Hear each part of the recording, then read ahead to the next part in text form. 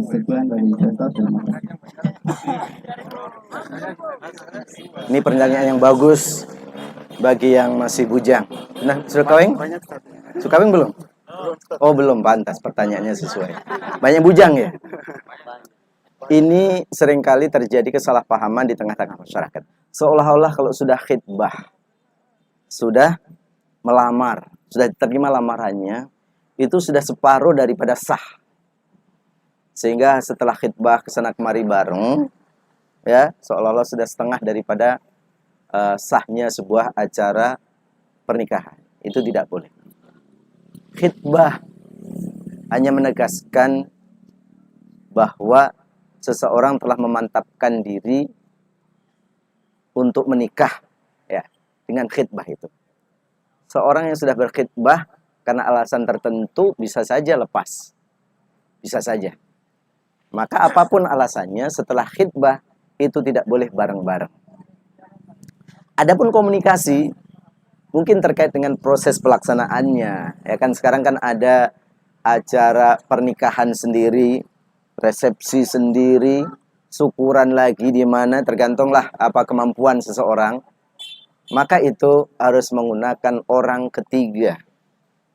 Orang ketiga untuk memfasilitasi. Jangan kemudian yang bersangkutan komunikasi sendiri. Akhirnya lalu mungkin awalnya lewat WA atau lewat telepon. Habis itu aduh sinyal kurang bagus, bagaimana kalau katong baku dapa. Baku dapa di mana? Sudah katong di kafe Karibo saja. Kurang sedap, banyak orang lihat. Ini syaitan nih, syaitan bilang betul. Maju. Katong di mana? Di kafe yang kalau ada kafe di tengah dalam hutan, dia pilih di sana. Ini syaitan. Maka dituntun kita agar setelah khitbah pun bukan berarti sudah sah. Kemudian jangka waktu, sepengetahuan Anda tidak ada fikihnya khusus terkait dengan jarak.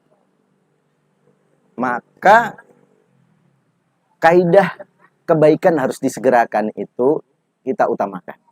Kita ambil.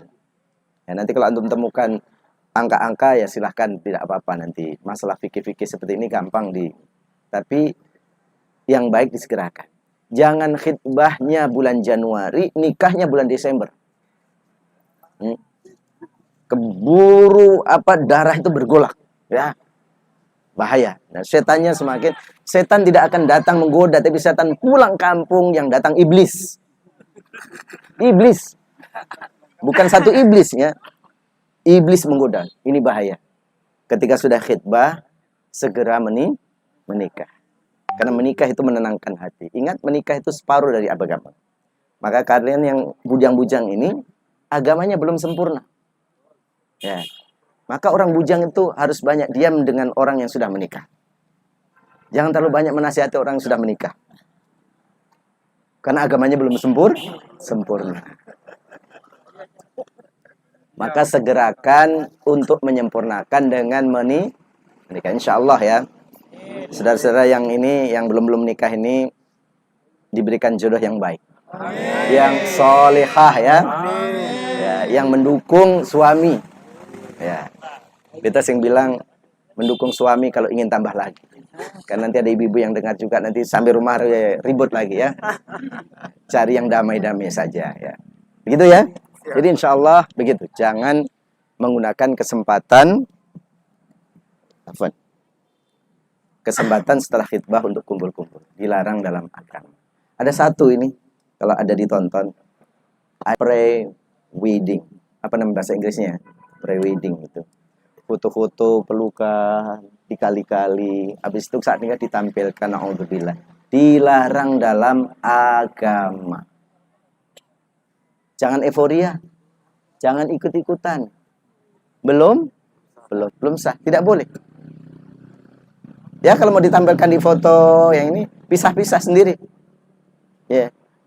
Yang calon suaminya bikin apa? Boleh. Habis saat nikah, ya. Setelah aku terima nikahnya, baru sudah hadirin bilang sah. Itu baru silahkan foto, ya. foto mau begini, silahkan. Tapi sebelumnya jangan. Ini harus menjadi wasiat kita bersama. Supaya tahu. Karena pernikahan yang berkah, diberkahi, yang akan menurunkan anak-anak yang soleh dan solehah, diawali dengan cara yang baik.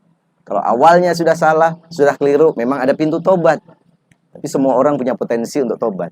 Tapi sebaiknya pintu kekurangan, kesalahan, maksiat itu kita hindari.